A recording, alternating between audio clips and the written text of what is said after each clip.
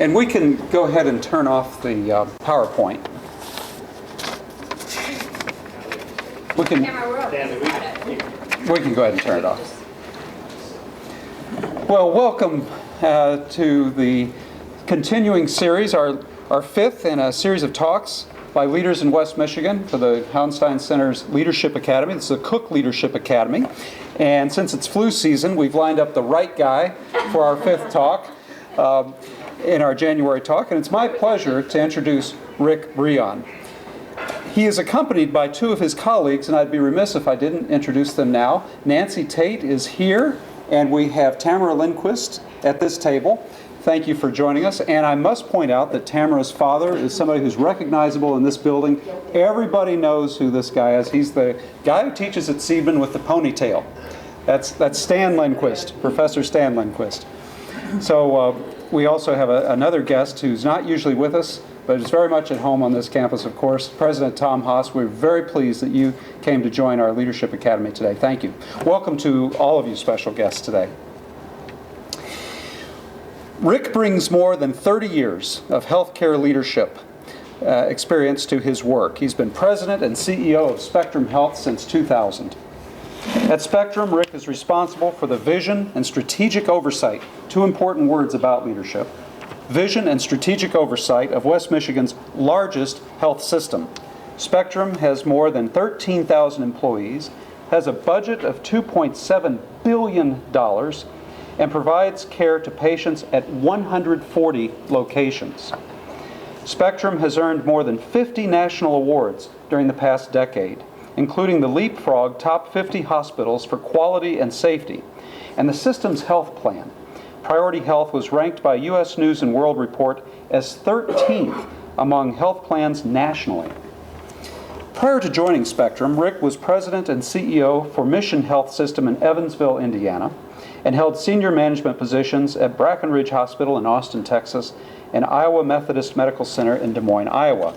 I talked to him before we got into the formal part of our program, and he's a Hawkeye. He got his bachelor's degree at Iowa State, but he got his master's degree at the University of Iowa. He's pure Big Ten. And I also learned that he enjoys golf and fancied himself quite the golfer until a few months ago when President Haas invited him out to the Meadows. And he had thought that the Meadows would be a fairly easy course to handle, and he found out that it was quite difficult, and he lost a dozen balls in the rough. So it turned out that the Meadows was a tough golf course for him, but I'm sure you're going to hit a hole-in-one in your presentation today. So Rick Breon, thank you for joining us today. Thank you. Well, I think it was some liar who told me that the Meadows was an easy golf course. I'm not sure who that was, but thanks for having me here today. Actually, to talk a little bit about leadership. You know, this is not necessarily a speech because I don't really want to proselytize too much, but I am going to do a recruiting effort at the end of this because we talk about leadership and what we're looking for in healthcare. Obviously, we're looking for a lot of good people, and so you'll hear me sort of, that's sort of a string through what I'm talking about and what we're trying to do. And what I want to try to do today is reference a little bit about some of the qualities that I see in leadership and things that we look for in people as we hire them. And then also, we'll have time for questions if you have anything of things that we're trying to do or things that we haven't done.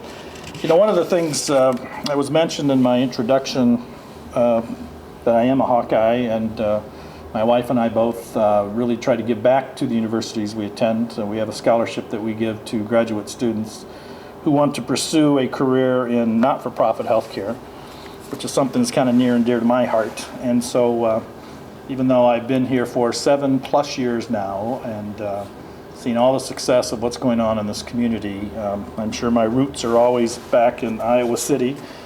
I don't talk a whole lot about it now because their football team is terrible, their basketball team is pathetic, and wrestling team is good though. That's the only thing I think that we can talk about.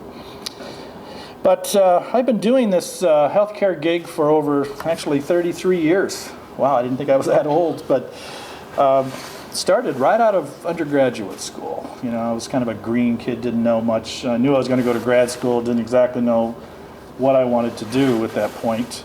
I know I didn't want to continue to go to school at that time. Remember, this was back in the late 60s, early 70s. There was sort of a lot of turmoil going on in the country at that point. And I had a high draft number, so I figured I was pretty safe at that point. But I was married and decided to get into healthcare really by accident. I always tell this story. It is a true story that I had 2 job offers. One was in healthcare and one was in another industry altogether. And the only reason I picked the healthcare job is because my wife, of some 33 years, is a radiology tech, or she used to be. And she had a job in a hospital, and if I worked in that hospital, we would only need 1 car. And so that's my tremendous vision and planning and how I got into healthcare to begin with. But it really is sometimes by accident and pretty fortuitous. When I first got in there, I didn't know anything about healthcare. The only time I was in a hospital was when I was born, and I don't remember much about that, to tell you the truth. So I knew nothing about it. I thought it was nurses and docs, and I didn't think there was anything else. I didn't know anything about any other careers. And so I was in this huge, huge health complex in Peoria, Illinois. And I remember just walking in there and sort of looking around and trying to get an idea. And it took me about 2 or 3 years to try to figure out this is not a bad thing. There's a lot of opportunity here. You can do a lot in healthcare if you have, I think, the right kind of educational credentials and the right kind of ambition. So it took me that long, really, to try to figure out this is what I wanted to do. But I've been at Spectrum Health for 7 years and worked in lots of other places. And actually, I think that's a positive. There are those who work in one place for 30 or 40 years. There's nothing wrong with that either. I always tell students and others that I talk to that there certainly is no one way in which you can advance your career.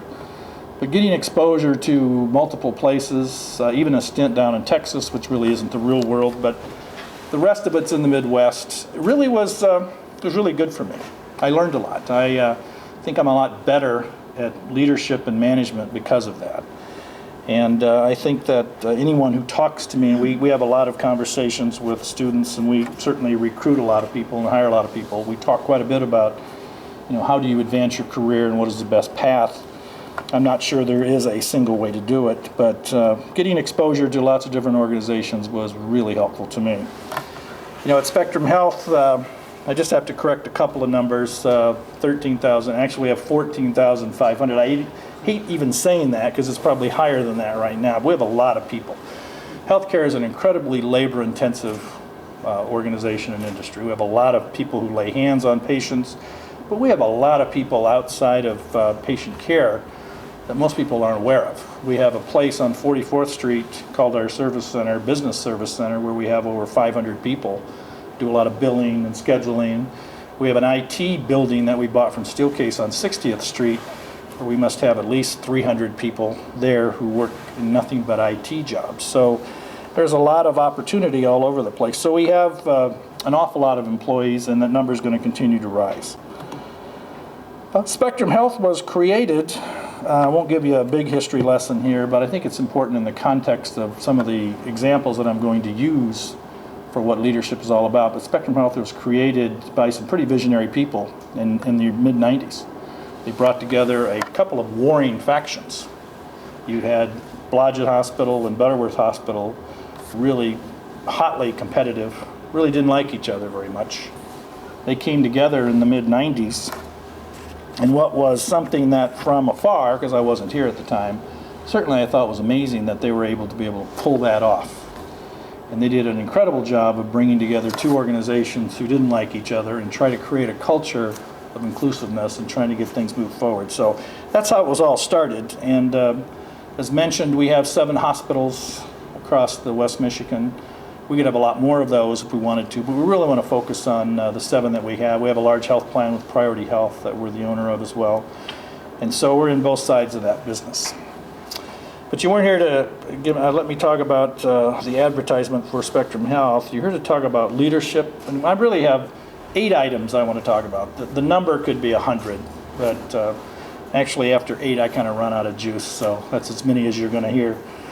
But, and I think, I don't know if we're going to have those, yeah.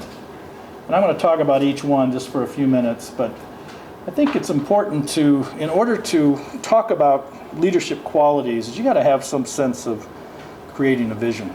essentially where you're going to go. We call it a roadmap many times, but you have some idea of where you're going to go, and I'll talk about that in a couple minutes. And I think the second one is something that I really think is critically important, and that's having some sense of business ethics.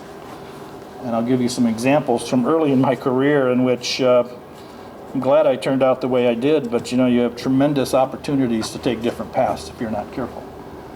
And I think the third one talks about daring and courage, and you have to be not afraid to take risk, not afraid to fail, and you've got to have some people who are willing to follow you. If you don't have that, you're not much of a leader. And I think the other is talking about culture of excellence. That'll tie in quite a bit with our vision statement. Number 6 I'll talk about has to do with, I think you have to look outside long term, but you've got to keep things operating today. And we have a lot of people, and I'll talk about how we try to do that at Spectrum Health. Try to have a sense of vision, but also have a sense of making sure the trains run on time, which is important. And then we have the stakeholder symmetry, and there's nothing like healthcare stakeholder symmetry. I mean, we have so many people that, as I tried to say multiple times, I have no shortage of people telling me what to do. And I have another statement I'll mention. There's no shortage of people taking credit when something goes well either, but we have a lot of individuals who are telling me my job all the time. And last but not least, it's really talking about being able to create strategic alliances and trying to work with others in partnerships. Take the first one about compelling vision. I think really what we try to say is that all leaders have the capacity to create a compelling vision, and that's really essentially taking the organization to a new place. And I think the key here is you got to be able to translate this vision into reality. And really the way we do that at Spectrum Health is through strategic planning. And that's the actual operation we do to take this vision and bring it back to earth. And I'll talk about the specifics of that in just a second. I'm a firm believer in that the good things that happen in your organization usually happen because you plan for them. Now that doesn't mean there aren't things that happen. Just a couple of days ago I heard some very good news that there was an old suit settled in, actually it happened in 1990, 91, and 92. We were part of a group trying to get some money out of the federal government that we felt they owed us, and we finally got paid. It was about $5 million, but that was from 90, 91, and 92, so vigilance does help, but sometimes manna falls from heaven, and that's pretty good, but not often. And I think the reverse of that is true. I think the bad things that happen within organizations happen many times because people don't plan for them. You're not prepared for those things that are going to be occurring. You're not flexible enough to deal with the changes that come along. I think the other thing that's important for leadership is they're going to have the strength to be vigilant and persist, even though you're going to hit roadblocks, you're going to get people who say you are a failure, you're going to have things that set you back, but I think your vigilance to move forward certainly exhibits leadership qualities. And I think the most important part here is how do you communicate your vision to people? We have 14,500 people. I'd like to say I know them all. I do not. Guarantee you I don't know them all. But one of my responsibilities is to set up with our board where we want to go as an organization. So how do you communicate that? Not only communicate it to 14,500 people, but do it in a way you can understand it. We're talking about people with severely advanced degrees, PhDs, et cetera, all the way down to people who can't read or write. And so how do you communicate with that kind of diversity in a way they have an understanding of where you're trying to go? At Spectrum Health, I think you have to remember a little bit about, maybe you don't, but in 2000 when I came, the organization was 3 years into this merger. And really what they tried to do in those 3 years was just get the place to work. We had to make sure patients were taken care of, bills were sent out, that we had enough people around. And there was an awful lot of work being done, and really good work, I think, in those 3 years to just make this new entity called Spectrum Health work. And that's what I think the first 3 years were about. When I came in 2000, it was pretty obvious that there was, let's say, a lack of direction. What we had many directions. And when I would ask 15 people, what's our top priority, I'd get 15 different answers. And so we were going all over the place. We had a group of doctors who wanted to build an OB center. We wanted a heart center. We wanted a children's hospital. We wanted this. And then we had a health plan who wanted all sorts of things. So essentially what it was, really almost a blind man could see it, was that essentially what you had was an organization that didn't have a sense of vision. And it gets filled up. That void gets filled up by somebody. And what you have is a lot of power politics. We have a lot of people then trying to thrust whoever they could get as their significant supporters to move their agenda forward, whether it's the best thing or not. And that was sort of the environment that I inherited. And so really it was very easy, I think, early on to try to at least get a sense of direction, try to develop that sense of direction. And one of the things that leaders have to do is you have to make decisions. And you have to make decisions and not always be popular. And so when we created our vision in 2003, and essentially what it says is to be the nation's highest quality and most successful healthcare enterprise by 2010, I tell you, we got a lot of pushback on that one. We got a lot of pushback. People go, what do you mean we want to be the best? How do you know you are the best? How do you define it? I can remember media people asking me, what are you going to be, Mayo Clinic then? I mean, they didn't get it. They didn't get what we were talking about. What we were talking about is creating this culture within our organization that everything we do, we benchmark against the very best. That's how you become an organization that is the best. We used the whole issue of 2010. Had a lot of people that were talking about, oh my God, in September of 2010, are you going to stand up and proclaim you are the best somehow? I said, no, that you're missing the point. Everybody is busy. Everybody's job has 20 things that need to be done right now. If you don't put a sense of urgency in there, which is really what this date-specific timeline was, you'll find that it gets pushed back and gets pushed back and gets pushed back. So essentially what we said is, we want people to feel a sense of urgency. We feel by 2010, we want to have many things in place that moves us towards that goal of being the best. And that was the whole idea. We spent a lot of time on our planning document. I'm not a big one for having a big, thick strategic plan. In fact, I brought our strategic plan today. This is it. And actually, the only reason it's on a card this big is because my eyes aren't as good, and so I need a bigger card. It was on a smaller card. Essentially, what we try to do in strategic planning is lay out what kind of strategic initiatives or directions do we want the organization to take. And from that, the various components of our organization then develop the various tactics to get that done. But people can remember this. They don't remember a book this thick. It's a good doorstop, and I've seen those used. Actually used them myself as doorstops. They don't mean anything. They're not usable. You can't communicate anything to anybody if you have a document that thick. And so we stress often to have something that's simple and concise people can ascertain. The second one I want to talk about has to do with integrity. And here the whole idea is that leaders got to be trustworthy. You got to be able to trust people. And you have to be trustworthy. You know, your motives have got to be, I think, transparent. You've got to have honesty. I think leaders are asking people to follow them and accept risk.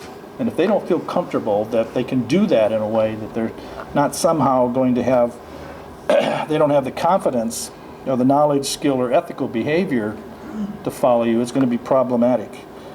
You know, at Spectrum Health, we have a group of values, which are characteristics that we expect everybody to have. It's on that card that I just showed you. Those values, which consist of compassion, excellence, innovation, integrity, respect, teamwork, those are all good things. In fact, if you went to any healthcare organization, you would probably find similar words. But you need more than that. You know, you got to walk the walk, not just talk it. And the fact of the matter is, we have a lot of managerial people, a lot of leaders. I'd love to say every single one of them get it. I think the vast majority of them do, but not everybody does. So those are the ones that we have to continually work on. We have formalized structures to ensure ethical behavior. Having 6 or 7 words and saying we want everybody to act like this is not enough. You'd like to think it is, but it is not. You have to have something more formalized. We have things like internal audit that evaluates things and goes in and evaluates controls and see how we process money. We have risk and compliance organizations. We have lots of people who are risk managers. These are people who look at and evaluate the risk that we have in doing things. They look at compliance. How well do we comply with the law that we understand? And we have mechanisms by which people can communicate if they feel there is a problem. They can do it anonymously or they can do it through whatever process that we have in place. We also have the code of conduct, which is the expectation of how we're going to treat other employees, visitors, patients, families, doctors. And we expect people to act that way. And last but certainly not least, we have staff education. We have to make sure that we continually educate people on what these issues are. So we spent a lot of time in this whole area of ethical behavior. It's critically important for us. I can remember my first job in healthcare. Like I said, I was just a green kid, didn't know anything about hospitals. This is a true example. One of the jobs I had, and I thought I was hot stuff, I used to buy equipment for nursing units. So I would buy beds, and we'd buy probably 75 beds a year. So I did what any of you would probably do, and that is you'd ask the people who actually use them and ask people who have to clean them and fix them, what kind of beds do we want? Well, we always came up with the same model. This is the Cadillac of beds, and the cost was not unreasonable. So we wanted beds from company A. And so I would fill out all the appropriate forms. I'd send it down to purchasing, and the beds would all come back from company B. And I thought, what the hell does this mean? I don't get it. I filled them out right. I asked all the right people. I went down, and we had this guy, kind of looked like a combination of the Wizard of Oz and only weighed about 350 pounds. He was the head of purchasing. It's the big old guy. Not a bad guy, but just he had his little fiefdom down there, and he was the head of purchasing. And he told me the reason that we always get beds from B instead of A is because he got a cut. He was very open about it. He said, I get money when we buy from... And I thought, and I was, you got to remember, I was like 21 or 22 years old. And this was my first exposure to this kind of stuff. And I thought, my God, I hope this isn't the way business is usually run. But he was very blatant about it. He said his whole goal is to buy a Cadillac. This is how he's going to do it. So one of the things that you have as a student is that you'll be in these ethical dilemmas, and you've got to ask the question, what do you do? Frankly, that's such an obvious example of something that did happen, but there's a lot more subtle examples of things that go all the time. And we spend a lot of time making sure within our organization that people are aware of that, and we have policies actually that talk about what sort of gifts can we accept from people. And I used to have a person that I really respected. He was a vice president, and again, I was just out of graduate school, and again, I thought I knew everything, but obviously didn't. But this guy was really a highly qualified, been in the business for 20-some years, and every year he used to go to Utah to go skiing with this company who sold heart catheters. And he just thought it was a great trip, and he said, oh, this is a great trip, we'll go out for a week, and they pay for everything, and it's really wonderful. I just thought, it just doesn't smell right. Well, just being the kind of inquisitive person I was, I sort of checked and found out that, yes, every heart catheter we bought was from that company. What a surprise. And so this guy just didn't get it. But you will find examples like that all the time. So how you deal with ethical dilemmas is really going to be, I think, a significant point of what kind of a leader you're going to be. Talk about exhibiting daring and courage. We sometimes in healthcare have to take some unexplored paths or things that we have to create that hasn't been created. I mean, we do that all the time. We'd like to be able to do the old tried and true things, but the whole dynamic is changing so much, and the industry is changing so much. There's so much out there that is untested. So what do we have to do to get this way? And I think real leaders are not afraid of this unexplored path. I think you talk about inspiration, of trying to get others to take risk and suspend their disbelief, and really aren't discouraged by adversity. I always tell people that it doesn't take anything to manage when everything's going well. Everything is going well. The skill set it takes to just kind of keep things humming along is not nearly as significant as it is when things aren't going as well. I think real leaders try to keep big pictures in mind, and real leaders try to figure out where they want to go. Now, when we talk about Spectrum Health and this whole daring and courage, sometimes we try things that don't work. I've tried things several times. Good ideas, I thought they were anyway. Tested them out, found out they didn't work at all. Nothing wrong with that. In fact, I think if you don't ever fail at anything, you're not taking enough risk. Now, I always like to equate it to baseball. My batting average is a lot better than 300, which is a pretty good average in baseball. And I think in the business world, you have to be a little bit higher, I'd say, than 300. But the fact matter is, you are going to try things that don't work. And I think we have tried several things. A lot of times it is because of timing. the timing of those things just isn't proper. Sometimes you lay the foundation for something 2 or 3 years down the road, but you have a great idea and no one else is at the same level or point in time that you are. And so you can either bring everybody else there or just go ahead and do it. And I think what we try to do is a combination of both of those. And we have a lot of very young, very, very good management people, very good, strong leaders. And I have an example of somebody who's really a star in the making, who her first board presentation was like an auctioneer. I never saw anybody talk so fast. And it's all good stuff. All the material was really top notch, but I said afterwards, it might be helpful, A, if you took a breath sort of sometime, and B, just pause so people could at least, ask questions or at least sort of gather and soak in the information. Well, you only had to say it once. Next time, the next presentation was done exquisitely well. So the whole idea about just making sure that you have some of these people learning from their errors and being able to adjust is another good point about leadership. I want to talk about getting others to follow you. I think the real key is there. Without followers, you don't have any leaders. And it's a good friend of mine who writes books. He wrote a book on followership. And I said it's just a quick way to try to sell a book, I think. But really in there, he was quoting some of the things that we're doing at Spectrum Health. It's the whole idea of just getting people brought along at the same pace that you are, trying to inspire others to embrace whatever it is you're trying to do. I think one of the things is that he talked about, and I certainly agree with, is people work to the expectation you have of them. If you expect good things, they'll work up to that level. If you expect mediocrity, that's usually where they'll end up. And I think when we talk about this in an industry like healthcare, where Spectrum Health resides, is that think of all the change that's going on. I tell people when they talk about getting care today, I said I wouldn't want to be cared for with 1975 medicine.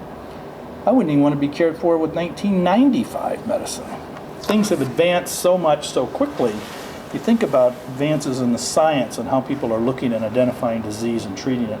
Look at the technology, things that are being built, things that they'll be able to see inside of you and outside of you that are non-invasive. There's all sorts of things. For those of you who are young enough, you'll get to appreciate that when you reach the age of 50 and they talk about virtual colonoscopies. You'll find that those things, you'll like that a lot. Trust me. But this whole therapy and things, the way people are being treated, this whole dynamic is changing so much. I get asked a lot by people when we go through some of our agendas. They all ask me, how do you sleep at night? And I give them the usual quip about, well, drugs are wonderful, but that's not how it's done.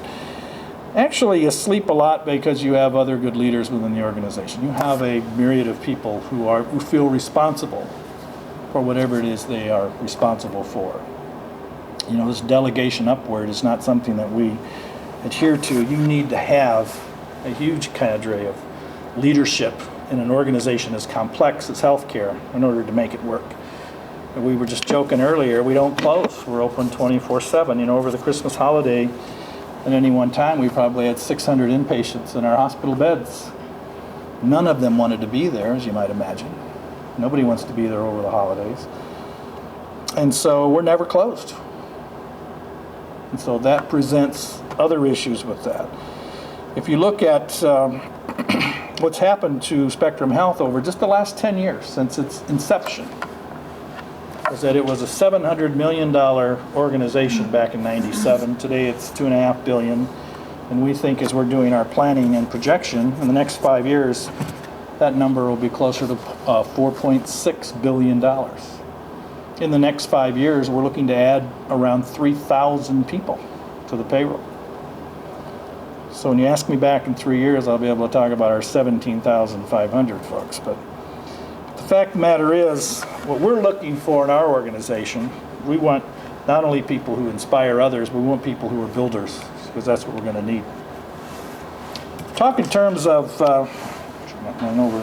creating a culture of excellence. I think the issue here is, what does that mean? When we're doing our vision, this whole idea is to create this culture. When we're talking about people, we're not only trying to inspire them to be the best, but we do a lot of benchmarking against the very best in the country. And in many instances, we set the bar. It's not we're trying to aspire to, we set that bar. In terms of our industry, we're talking a lot about creating exceptional experiences. I know one of you was working in that whole arena there, trying to make every exposure that people have to Spectrum Health, whether it's in the hospitals or within the health plan, something that is a positive.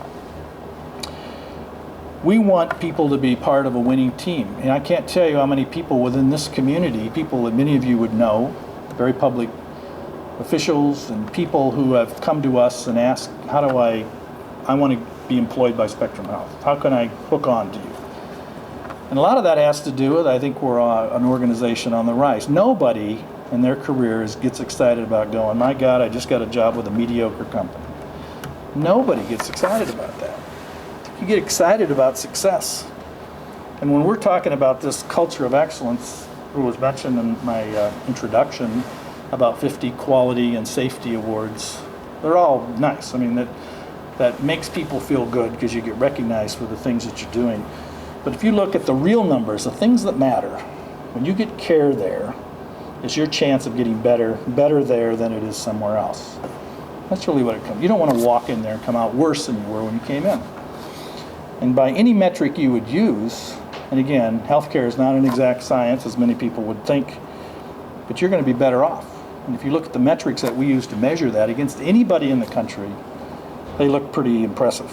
And part of that is this huge data collection, transparency, making sure that you have information. That whole push there is part of what we're trying to do in this whole area of making people understand this culture of excellence. And it gets people excited. People are excited about working in a place in which you set the bar high. Not everybody can lead in that type of organization. We have had many people leave, frankly, because they kind of like the old ways. I like living in my little bubble, and they feel very uncomfortable when being pushed to try to be better. And that's okay. There's certainly nothing wrong with them, but that's not the type of person that we're looking to recruit. The sixth one I have is talking about long view, but understanding the importance of now. I think the important thing about that is that leaders have to be patient. I mean, vision requires change, and change takes time. And as much as I'd like to say that we can turn Spectrum Health in a dime, that's just not possible. You know, we struggle. We have 1,400 physicians that we have to communicate with. When we have a structural change of some kind, just getting information to them, because not all of them use email. Some have fax. I mean, believe it or not, there's probably some still using an abacus. But it's trying to communicate to a wide variety of people is not always easy. So change can be difficult. But I think the real key is you've got to understand the decisions have to be made on a daily basis. I always like to say you've got to keep the trains running on time. That's important. And the vision statement that you have, and the struggles you have and the planning you do mean nothing if you don't provide the service that you have out there. And the real challenge you have then is how do you balance them both? How do you balance the here and now with the future vision? That's the real key of a leader. If you can do that, you're going to be successful. And trust me, that's not always easy. I think sometimes with experience that can work out. One of the things that we have at Spectrum Health that we're working on is, this whole decade of 2000. If you go up on Michigan Street Hill, you see lots of holes and cranes and buildings. That's something you might never see again for 30 years. It was really laying the infrastructure for the baby boomers who are going to really flood healthcare in the next probably 15 years. And so building the infrastructure necessary is what we tried to do. We spent a lot of time on not only building buildings, but technology, hiring talent, diversification, building our reputation, and expanding our geography. That's what we're trying to do in this decade we're in. And magically, in the next decade, it's not just going to flip a switch, but you're not going to see us building big buildings in the next decade. What you're going to see is much more focus on relationship building, expanding our geography, because really healthcare needs size and scale. It's very important. It's very important for our cost structure to be able to have the economies of scale to deal with that. And they're doing that in lots of other places. If you look around other states, you will see a lot of combinations of hospitals. Happens quite a bit. Although here in Grand Rapids, we did have the combination of of Blodgett and Butterworth. That was significant. But really, there's an awful lot of rural hospitals that are standalone institutions, and they're in a lot of trouble. Some of them do very well today, but most of them are going to have difficulty in the next 5 to 10 years. And so when we're looking to enlarge our geography, what does that mean for us? We're spending a lot of time over this next decade trying to figure out exactly what we need to do. The next leadership issue has to do with stakeholder symmetry, and probably spend all day talking about this, but I promise you I won't. But we don't have shareholders within a not-for-profit arena. We have stakeholders. We don't have our owners. Don't have a piece of the pie like if you're a shareholder in a for-profit company. But we have to be accountable for our actions, and every decision that we make is influenced by this group of shareholders, and that is a long, long list. And the real key for leadership is balancing the interest of the shareholders, or the stakeholders, whichever you want to call them, while advancing your organizational vision. If you look at healthcare, in particular Spectrum Health, people that we have that are stakeholders include the culture of the community we're in, the public, the board of directors that I report to. We have physicians, donors who give us money, staff, probably not unlike universities in many ways. A wide variety of people. We have our own employees, we have other local healthcare providers, the government, insurance, media, public, and the list goes on and on and on. We have a tremendous number of people, like I said, willing to tell me what to do. That's not a shortage. And I think probably one of the most important things, if I say anything that you remember today, is that leadership, you have to be comfortable with making decisions without 100% of the information and without 100% consensus. Because frankly, if you need to have those, you're going to struggle. Because if I had to have 100% consensus or 100% of the information available before I made a decision, I would never make a decision. And it comes down to what's your comfort level in making a decision with partial data, and also making sure that if you have 20 people, you may only have 7 or 8 who agree with you, and the rest of them have their own agendas.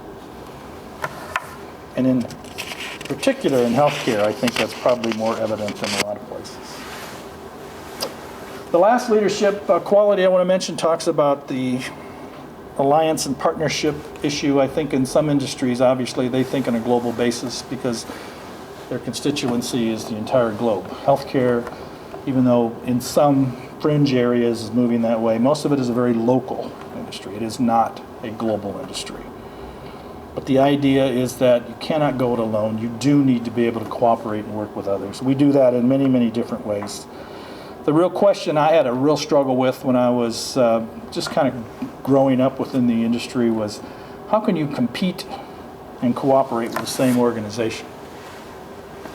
And I never thought that was possible. I thought it doesn't make any sense. You're either friend or foe. Can't be both.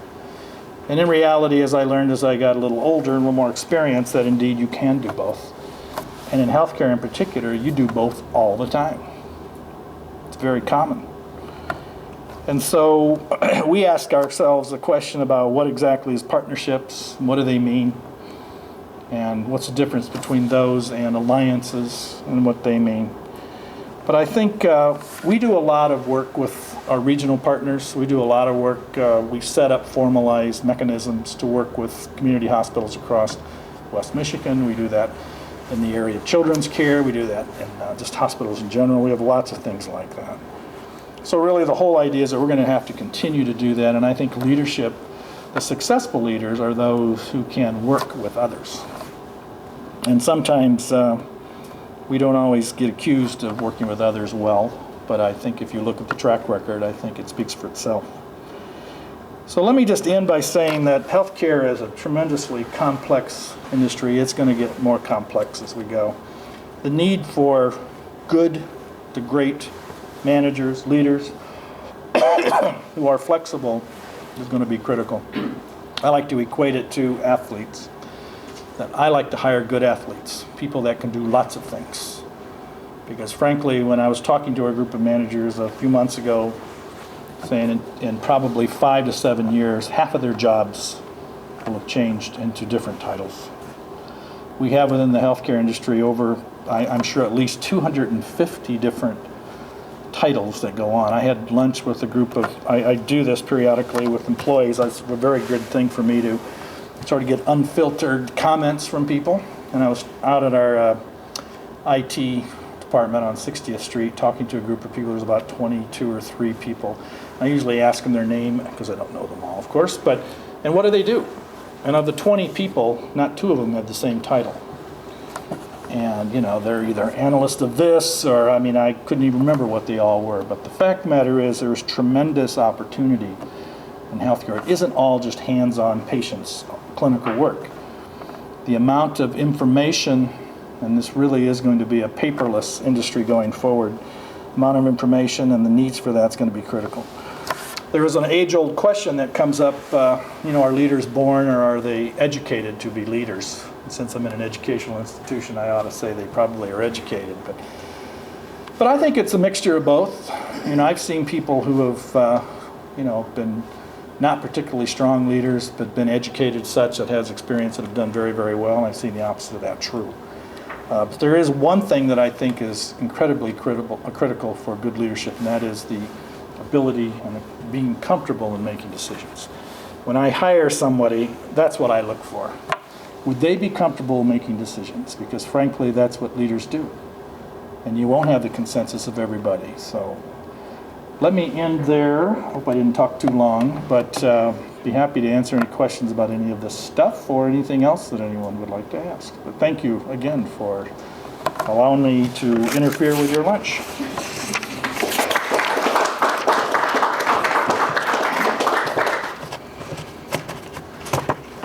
Yes, sir. You mentioned the term good to great leaders. And I know Jim Collins wrote a whole chapter in this book, Good to Great, about level 5 leadership. He mentions a lot of different qualities, including great competence and humility. But he focuses also in particular on a leader's willingness to admit when he doesn't know all the answers and his ability to inspire others to lead. How important is that to leadership in healthcare and other industries? Being able to inspire others, not just to follow, but also to lead. No, I think that's what allows me to sleep at night. I think it's critical. You know, I think probably one of the best attributes of any leader is hiring good people. And you can tell a lot about organizations by who they hire. And I always believed in hiring the best. And I know I have many, many people a lot smarter than I am. And I like a mixture of people around. I like people who aren't all from the same ilk. You know, I was very traditional. I went to graduate school. I worked in a entry-level management position. Then I was a VP. And I sort of worked up that ladder. But we have a lot of other people who have very diverse backgrounds. Some that are not healthcare related. You know, our HR person came from industry, Dow Chemical. Never worked in a hospital in his life. And so I think what you need, what I feel good about, I'll just give you a personal exposure, is that I think having that kind of diversity around the table makes for better decision making. You come at things differently, and I think that makes a lot of sense. But yeah, I think the idea of hiring the best you can get is important. But you know, I hate to say it, but not all my colleagues feel that way. A lot of times you feel threatened by having somebody who may be smarter than you and who may be more ambitious. And I see that in some of my peers. It's not uncommon. I'd stay away from those organizations. They'd be very limited about your growth, especially if you have ambition and talent.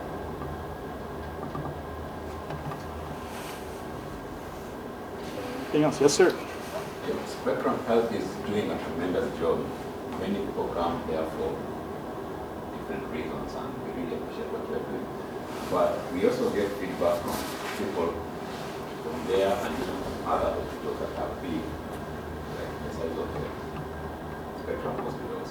I have a sister actually who is a nurse somewhere else, but one of the biggest concerns that the nurses have right now is that if you work in some of these big hospitals, you do not put a lot of the time and effort on the patients or in the patients. You spend a lot of the time on the computers, either putting in data or collecting data, things like that. And they're becoming frustrated. They are saying it's better to work in the small hospitals because there you care for the people, you attend to them, you help them. But in the big hospitals, you just spend a lot of your time with the people. Now, what is the management doing so that the frustration is not there, the patients are happy? Well, first of all, I'd like to dispel the myth that you could only get that kind of care in small hospitals, because I don't think that's true. In fact, I know it's not true. I think it doesn't matter the size of the facility on how you treat patients or the systems you have in place. But I will say this, there's been lots of studies done that show probably the best size, if you will, for a hospital is anything about 300 beds. You get much larger than that, then it becomes very complex. If you look at the Butterworth campus, that'll have 900 beds there. It's a big place. And with complexity, it isn't so much that I have more paperwork to do. We're trying to make that as paperless as possible. And sometimes with large organizations, you have the ability to do things that small organizations do not because you have more resources. But there is always a fear of the larger places. There's two things that I'm most concerned about in that. One is corporate arrogance and corporate complacency. The arrogance is that, we're a big place, we know better. And you have to be very careful of that because that creeps in. Because you attract really hard-charging, high-level folks, and sometimes that filters in the organization. You have to be careful. The other one about corporate complacency is I'm a, small wheel. What I do doesn't really matter because the place is so large. I think we spend a lot of effort making sure that's not what we do. But I mean, that is an issue that you have to deal with. But certainly that is a myth that you can only get that kind of hands-on care in small places. But first hospital I ever ran was 270 beds. I knew almost every employee's name. Had some of the best staff I've ever worked with. Just great people. And that was a great organization. It was a great size of organization to get to know people, but we had very limited resources in which to do things. We would not be doing many of the things that we're currently doing within Spectrum Health simply because we didn't have the resource, either the people or the money to be able to do them. So it's a real balancing act there, but you can and should be able to provide very personalized care no matter what the size of the place is. But it is something we're very cognizant of. That's a very good point. No, you can't ask me. Go ahead. Yes, sir. As you know, all industries, your industry, my industry, have to respond to change. If I looked at your 8 here as a leader, what would stand out to be the most important characteristic or qualities to ensure that the change is going to be most effective and efficiently carried out? I think if you look at these 8, kind of depends on where you're at in the organization. For me personally, my role is obviously the first one. It's the one that probably matters. But I think the one that we try to stress throughout our organization, we have, God, I don't even know, probably have 800 people that are in the manager, director, VP level people, at least 800, could be more than that.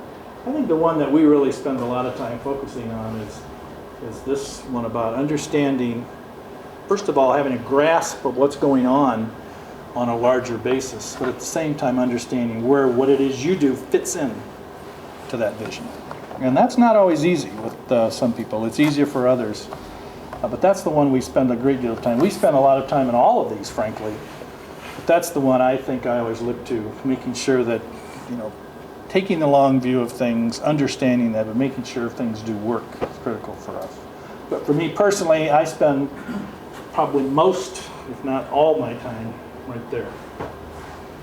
And it's creating a vision for the place to try to figure out where we're going. And that changes. We do planning on a 3-year horizon. We do financial planning on a 5-year horizon. And healthcare, doing anything much beyond 18 months is tough. And we're subject to the same sort of things that impact universities. I don't think there's any other industry that's as regulated as healthcare. We get bombarded with new regulations, and we have presidential candidates that are running for office that we're not quite sure. We know some of the rhetoric that's being spewed out there, but we're not really sure what it is that whoever is the next president is going to be looking at doing for healthcare. And that'll be a challenge. But if you have the right kind of athletes in place, it doesn't matter. We'll be able to deal with whatever it is. And that's what we're trying to do. Yes, sir. There seems to be a lot of competition inside of the healthcare industry, especially dealing with, where you want to take your body to essentially have work done. And when you consider a place like Spectrum Health that's decided to stay in Grand Rapids, build in Grand Rapids, and have a significant amount of infrastructure, and then you see things kind of on the fringe like Metro Health out on M6, that sort of thing. How do you decide where to invest? Because in my studies in public administration, we deal with building fantastic cities. So what makes Spectrum Health stay here? Obviously, there are some obvious things, but what about a city compels someone to stay within those boundaries and grow there? I think if you have to go back, and again, I'm not sure I have the right answer for here, but I think if you go back to the mid-90s when the people in this community who had vision said, we want something more out of healthcare in this community. It wasn't that the healthcare community was bad, it wasn't. But it was sort of at this level. So how do you make it rise up to here? And some of those people felt one of the ways you do it is that you need size in order to attract things like a medical school, for instance. There's a lot of people, again, standing in line saying, gee, we helped that. And a lot of people were very instrumental, but frankly, the medical school would never have been here if it wasn't for Spectrum Health. They wouldn't have, because there wouldn't have been a reason for them to come to town. But the fact of the matter is, those people back in the mid-90s, when they were deciding and trying to entice these two organizations to come together, and then fought the federal government, the Trade Commission, FTC, to get it approved, I really believed, if you ask them, because they're people, names that have been around and they're still quite active, that their idea was to build something better and more significant. It doesn't mean, again, this is the thing that we talk a lot about, and this really aggravates me because I hear staff every once in a while and I always chastise them because I don't believe in the fact that the only way you can be better if somebody is worse. There's nothing wrong with having other organizations in the community be good as well. And I think healthcare in this community is pretty well served. But for us, one of the things that we look at is in order for us to build this big structure on the Michigan Street Hill, we felt we needed that kind of economies and that kind of size there. But if you look what we're doing on the Blodgett campus over in East Grand Rapids, is we're making that look a lot more like Metro and St. Mary's. It's about that size. Because we think there's a market for that. We have a lot of people that we need to serve that are looking for that kind of market. So that's how you do that. And I think the other thing when you're looking at, this city isn't really that large, but there's always an age-old issue about building in the city versus the suburbs. And in most large communities you find, depends, go over to Detroit. You want to see a tremendous, go look at Henry Ford is doing and all of those inner city hospitals, huge, very, very well-run organizations. What are they doing? They're all building facilities out in the suburbs. And the reason they're doing that is because you just look at the population shift and what's going on. And not only that, there is a market, that's where people are moving to. In many instances, healthcare usually tries to go where the population is going. We don't always have it right. Our planning isn't always 100%, but I think that's what you see. When you see large population growth, you usually see an infusion of some kind of healthcare. If you look at M6, you have Metro building their hospital out there, but you also have St. Mary's building an ambulatory site right across the street. Spectrum Health has something on the west side, and we also have something east of there. So I think we're all trying to serve what could be a growing population area. But there's a lot of planning that goes on in that. And I tell you, it's very expensive to build and move hospitals. And it's a big crapshoot. There's no guarantee that when you do it, you're going to be successful in the long run. There's always an initial blip of excitement and support, but pretty soon it always drops like this. And it's tough. This day and age, it's very difficult. I don't know if that answered your question. But... Yes, I was going sorry. to follow up on your comment about the vision, and I was wondering how you're communicating that, because you're commenting how you have such a wide range of people that you communicate to. Well, you do it in lots of different ways. You got to have lots of people who are carrying the message. I mean, I do it. I have, Granholm has a state of the state, and Bush has a state of the. I do a state of the system address in February. Nancy is very good at penning the right kind of things, but we talk about our vision there quite a bit. But that that gets a few hundred people, maybe a few thousand, because we have it simulcast in other places. But that again is just a few. And remember, we have people working 24 hours at a time. You do it in multiple ways. but you have to be vigilant at it, and you have to reference things that you're doing to the vision. You know, why are we building a building? Well, we're not just building a building because we're trying to keep all the people in the trades employed. We're really doing it because it's part of a larger vision. Why are we interested in a medical school here? Well, because there's part of a vision that we're trying to do. I mean, you have to keep tying things back to that. You know, why are we trying to spend so much time on having an exceptional experience for families and patients that come into our facilities? Well, because that goes back to the culture of excellence. That goes back to creating this vision. So keep trying to tie it in, and you're never done. There is no one way to proclaim it and say everybody's got it. I mean, I have trouble just getting information out to our board, and there's 13 of them. So, but I mean, it's hard, and you got to just keep at it. And I was just going to comment for the graduate students that we appreciate that Spectrum has participated in the past in our master's level focused recruiting events, and we want to make sure that you all continue to do so, because if you are having more jobs coming up, I'm sure some of them will be the master's level students. We need good people, folks. There's, you know, if you look at our executive staff, the average age is probably 48 to 62. I don't see any 30s in there, and I don't see very many 20s. That's not a good thing. And that's an area of focus for us. I feel it's important for us to have a continuation of success. You got to have that succession planning in place. So we're spending a lot of time focusing on that effort. And it's hard, because actually what happens is we have a lot of really good people. We train them very well, and then someone will come in and take them and hire them somewhere else. You know, that just happens. I mean, there's nothing you can do about that. But that's something that we're continually working on. Health insurance is a very critical thing in this country, and many people are making very critical decisions based on the availability of health insurance. A study was conducted by a school in Denver, Colorado, and it showed that the University of Michigan here in Ann Arbor is providing one of the most comprehensive health insurance coverage to their students and faculty and staff members at one of the most inexpensive rates in the country.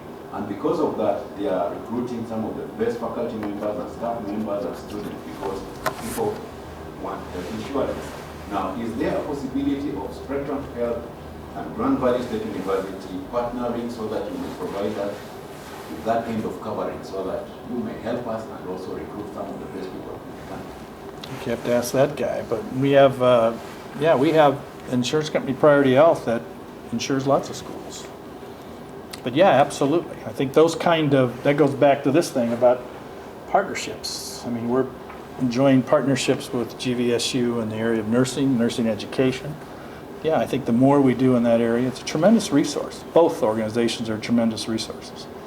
It's a very sound idea. As long as we have a health insurance system that we have in this country, and I don't care who gets elected, you're going to continue to see it. It may be tweaked, but it'll still be there. We have a lot of people and a lot of things kind of fall through the cracks. And I think whatever it is that gets designed to try to fill in those cracks is going to be a real challenge. But yes, I would say absolutely. In fact, I could have our insurance people call Tom anytime. I won't do that, but it is a good point. And I think, what they have, actually, University of Michigan had their own health plan until just recently, and they sold it to Blue Cross. So not sure exactly what kind of plan they have. Well done. Thank you all again. Thank you all for coming, and I hope you'll join us next month for February 13th with Verdict Close in the Alley Boardroom on the 5th floor. And can I see all the Leadership Academy fellows just before you leave? Thank you. Thank you.